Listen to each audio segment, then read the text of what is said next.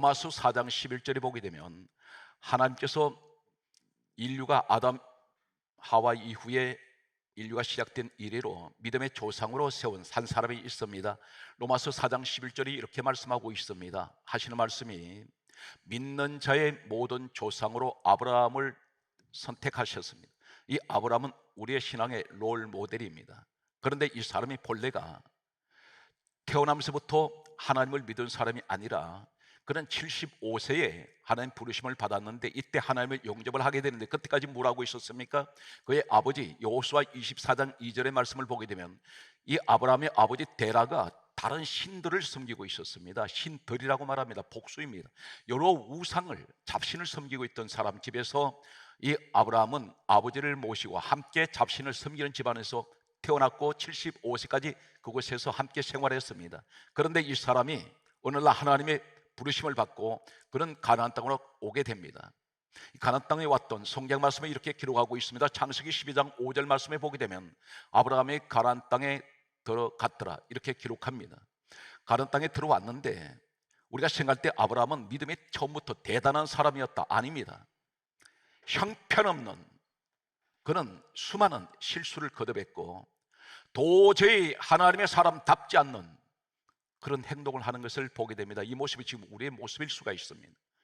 저 사람은 교회는 다니는데 도대체 저 사람은 세상 사람보다 더 못하다고 느껴지는 그런 사람들이 교회 다니는 사람이 있다는 것입니다.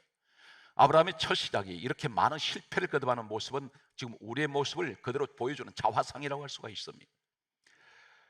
창세기 12장 5절에 아브라함이 가나안 땅에 들어왔는데 가나안 땅에 들어왔을 때 창세기 12장 7절에는 이렇게 말씀하고 있습니다. 여호와 하나님께서 이 아브라함에게 나타나셨습니다. 만나셨습니다. 그리고 하신 말씀이 이 땅을 너 자손에게 내가 주리라. 이 말은 무슨 말씀이냐면 너 여기 있으라는 말씀입니다. 너 딴 데 가지 말고 이 땅을 너 자손에게 줄 테니 너는 이 땅에서 있으라고 말씀하신 하나님이 말씀을 듣고 이 아브라함은 어떻게 행동을 하냐면 창세기 12장 7절 말씀을 보게 되면 여호와께 제단을 쌓고 이렇게 강조하고 있습니다. 여호와께 제단을 쌓고 그런데 이 사람이 그 자리에 있지 않습니다. 바로 이어서 한 절 넘어서 창세기 12장 8절에 보게 되면 성경 말씀은 이렇게 강조합니다. 아브라함이 베델 동편 산으로 옮겨 장막을 치니 서쪽은 베델이요 동쪽은 아이라 여호와께 제단을 쌓고 여호와의 이름을 부르더니 성경 말씀은 정확하게 창세기 12장 9절이 이렇게 말씀합니다. 점점 남방으로 옮겨갔더라 이렇게 기록합니다. 여기에 대단히 심각한 문제가 발생합니다. 이 사람은 도대체 믿음의 사람답지 않은 행동을 계속해서 하는데 여기 성경 말씀을 보게 되면 7절에 하나님께서 나타나신 그 자리에서 여호와께 제단을 쌓고 하나님께서 그곳에 나타나신 자리에서 제단 쌓았습니다. 그런데 바로 한 절 넘어서 이 사람이 베델 동편 산으로 옮겨갑니다. 그곳에다가 장막을 치고 여기에 서쪽은 베델이요 동쪽은 아이라 이곳이 어디냐면 베델은 하나님의 집입니다. 오늘 복음적으로 교회를 말합니다. 그런데 아이가 어떤 뜻이냐면 아이란 말은 이 구약 성경은 원문이 히브리어로 되어 있습니다. 이 히브리어에 보게 되면 이 아이란 말은 이라는 이 단어에서 유래가 된 히브리어입니다. 그런데 이라는 이 단어가 어떤 의미를 가지고 있냐면 아이란 말은 폐허들의 무덤 이런 의미를 갖고 있는데 베델 하나님 집이 한쪽에 서쪽에 있고 아이란 곳은 세상을 의미합니다. 그것은 무덤입니다. 죽음의 장소입니다. 그런데 그 가운데 이 사람이 제단을 쌓습니다. 다시 말해서 교회는 나오지 않습니다. 오늘날 복음적으로 얘기하면 베델로 가지 않습니다. 중간지대에 서 있습니다. 중간지대에 서 있는 이 사람은 반은 세상 아이 사람이고 절반은 베델 사람입니다. 이 사람은 반쪽알이 절반의 신앙을 가진 모습을 오늘날 우리에게 말씀합니다. 여기에서 이 사람이 여호와께 제단 샀습니다. 그리고 여호와의 이름을 불렀다는 것은 이곳에서 기도했습니다. 그런데 7절에는 하나님 나타나셨는데 8절에는 하나님 나타나지 않습니다. 응답이 없습니다. 그러면서 점점 남방으로 옮겨 같더라. 한글 성경을 우리가 번역된 성경을 보면 더 이상 어떤 의미를 모릅니다. 원문을 소개하겠습니다. 점점, 남방이란 말은 히브리어의 네게브, 네게브란 말이 무슨 말일까요? 바짝 마르다. 모든 것이 말라갑니다. 점점, 이 말은 서서히 서서히 내가 가는, 내 선택에서 가는 길이 바짝 말라는 곳으로 갑니다. 이 말랐다는 의미가 어떤 것일까요? 용절을 보면 사랑이 말라지고, 감사가 말라지고, 은혜가 말라지고, 그리고 내 가정의 재물이 말라져 갑니다. 그리고 내 몸이 점점 바짝 말라가고 있다는 것입니다. 그 길을 선택합니다. 어디에 섰더니, 중간지대에 섰더니, 마당 신자가 되었더니, 적당주의자가 되었더니, 미지근한 자리에 섰더니. 그런데 점점 남방, 이 네게브가 성경 한 군데를 소개하면 이사야 30장 6절에 보게 되면 하나님께서 이렇게 말씀합니다. 네겝 짐승들에 관한 경고라. 하나님 경고를 하세요. 이 네게브가 어디 있느냐면 이사야 30장 6절에 네겝이로 되어 있습니다. 그런데 이 네겝이 네게브입니다. 그런데 여기는 짐승들이 있는 곳이라는 것입니다. 성경은 동물을 가르쳐서 말씀하지 않습니다. 짐승은 사람을 의미하고 있습니다. 그래서 네겝 짐승에 관한 경고라. 그런데 이 사람이 네겝으로 가고 있습니다. 그런데 성경은 점점 남방으로 옮겨갔더라. 갔더라, 이 말씀이 누가 갔습니까? 아브라함이 선택했습니다. 어디에 섰을 때부터 하나님 이스라엘 자리 아닌 베델과 아이 사이에서 예배 드리고 중간지대입니다.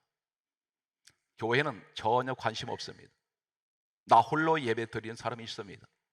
하나님을 날 만나 주시든지 말든지 나는 자칭 소위 그리스도인들이 많습니다. 마당 신자.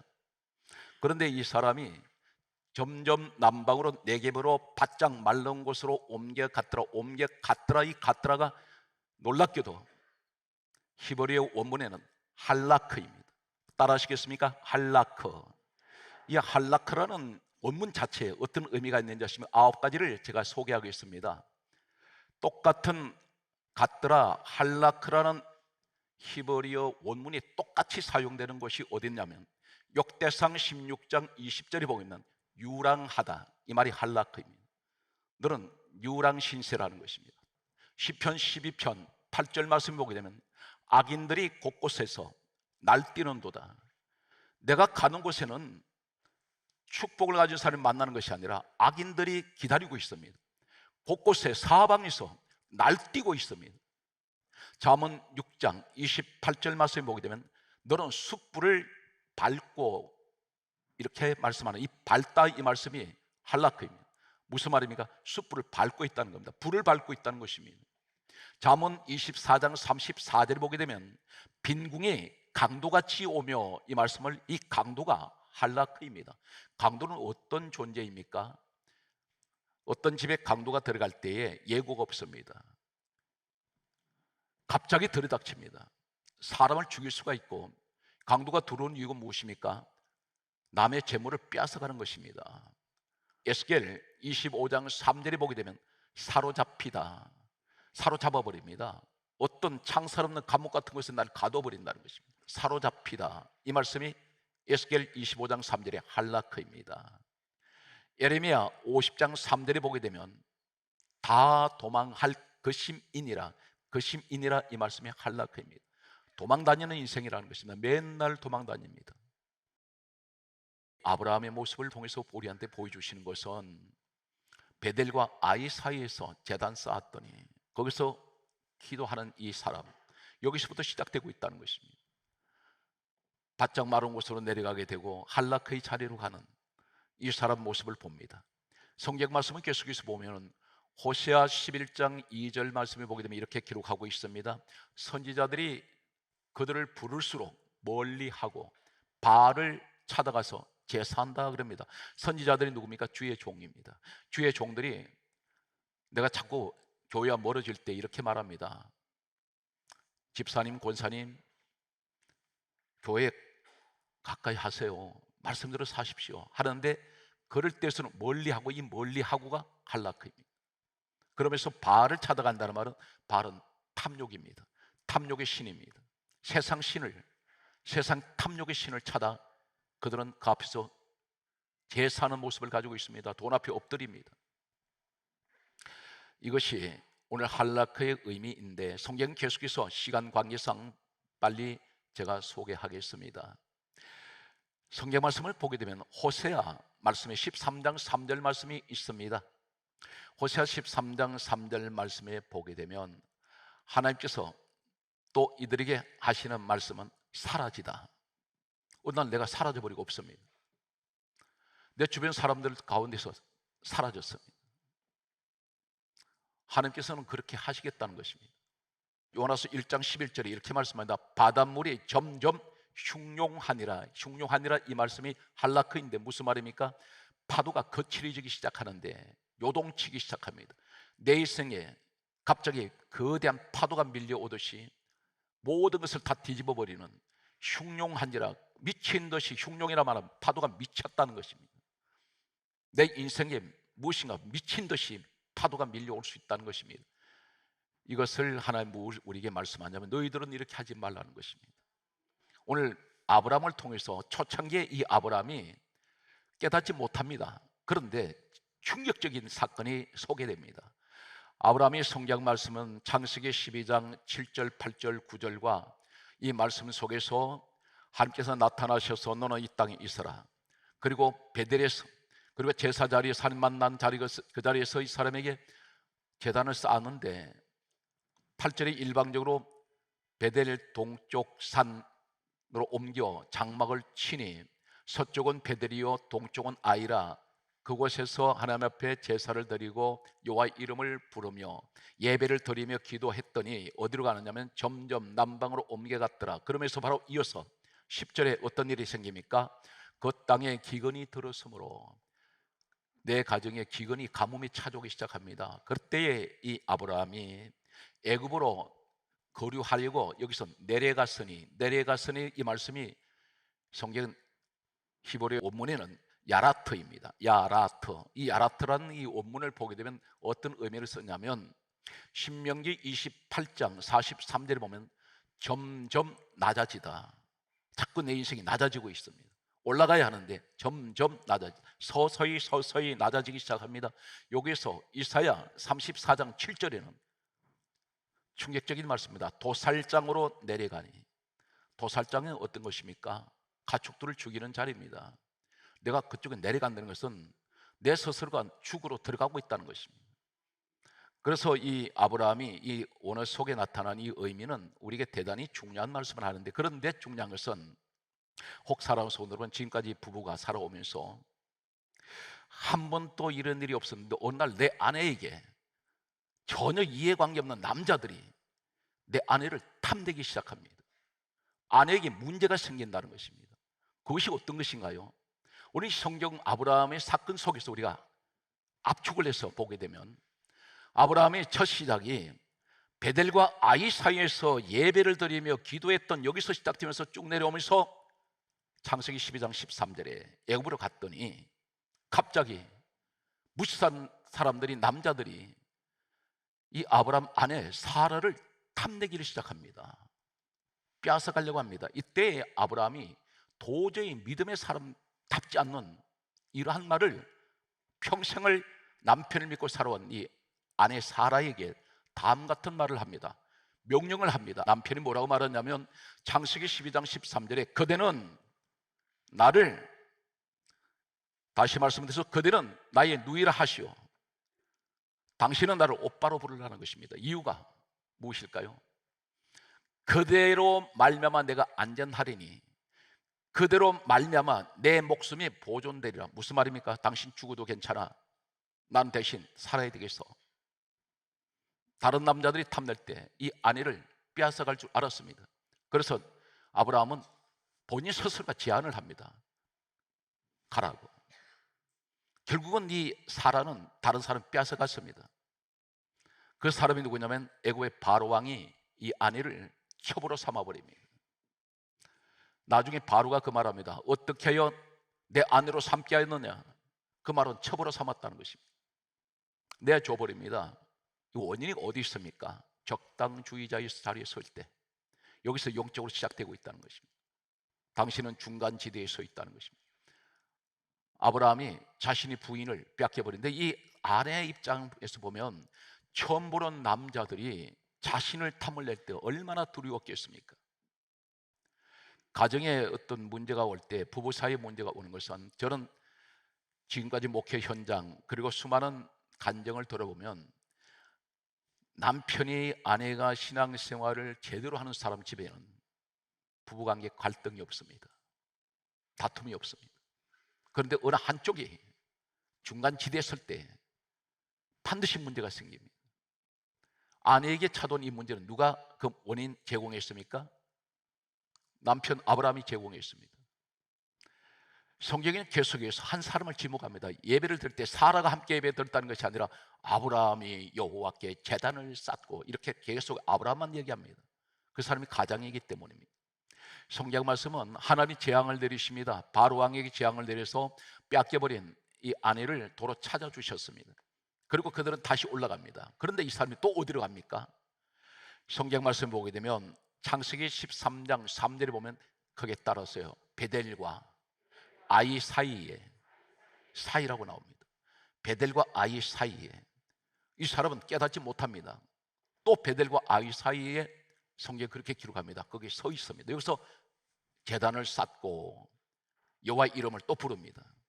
그런데 이번에 무슨 문제가 또 터지냐면 혈육이라고는 하나밖에 없는 조카 롯이 있습니다. 이 조카 롯과 집안 싸움이 일어났습니다.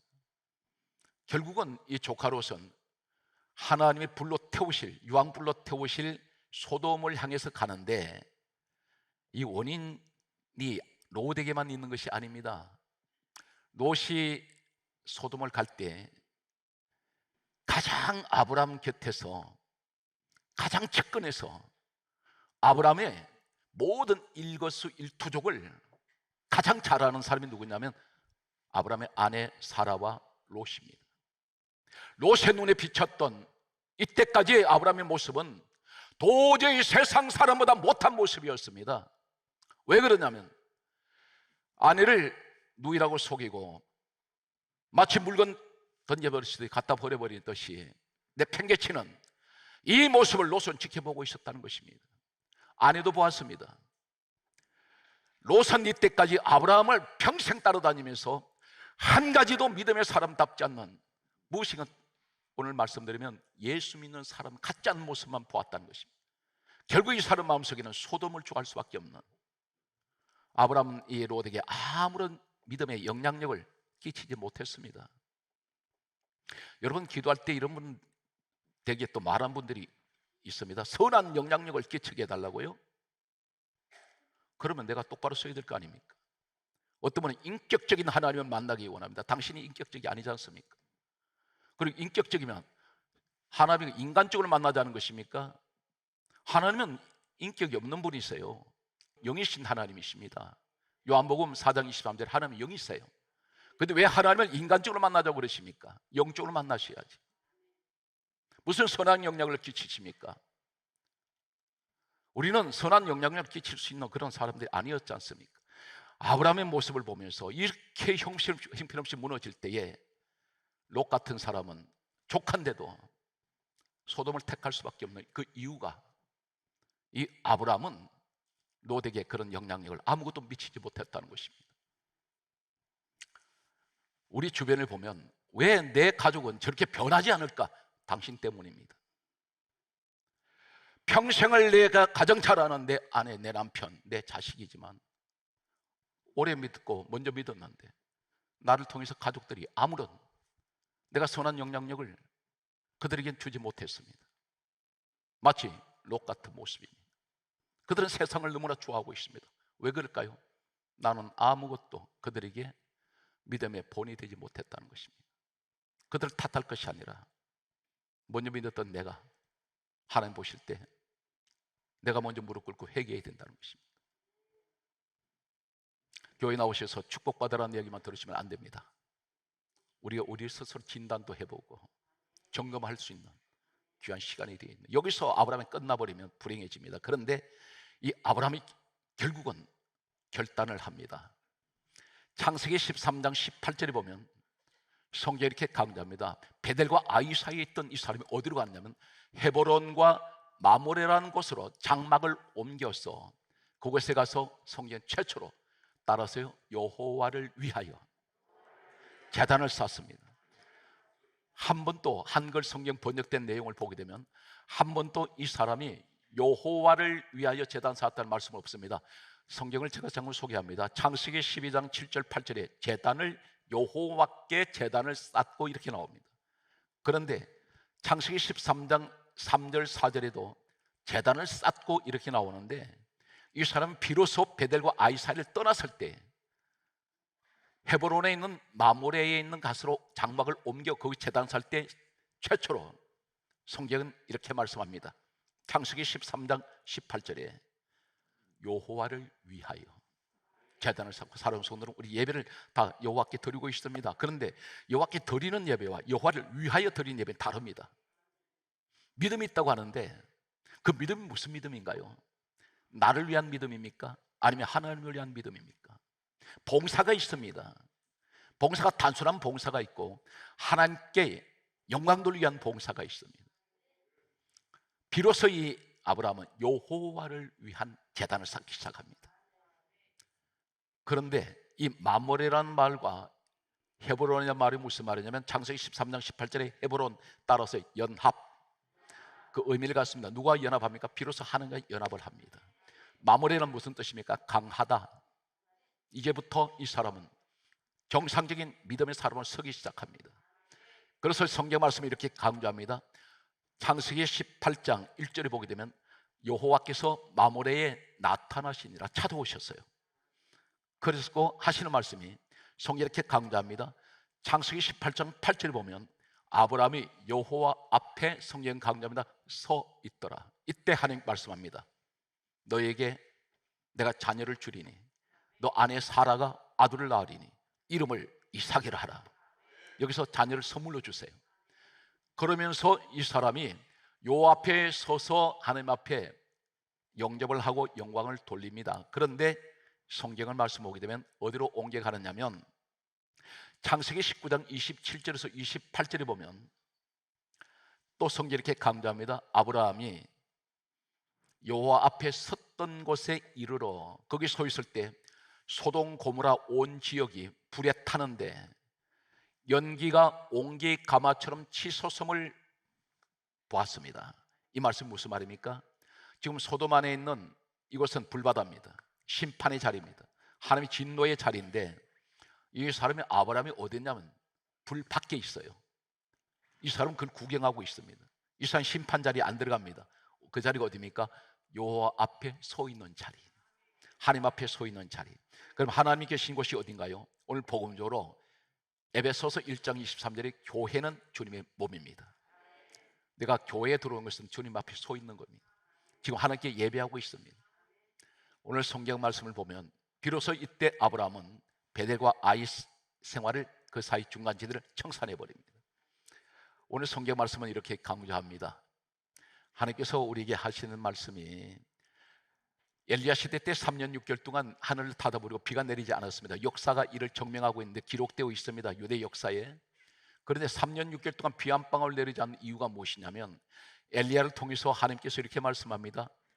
열왕기상 18장 21절에 너희가 어느 때까지 둘 사이에서 머뭇하려느냐, 중간지대에 서 있을 것이냐.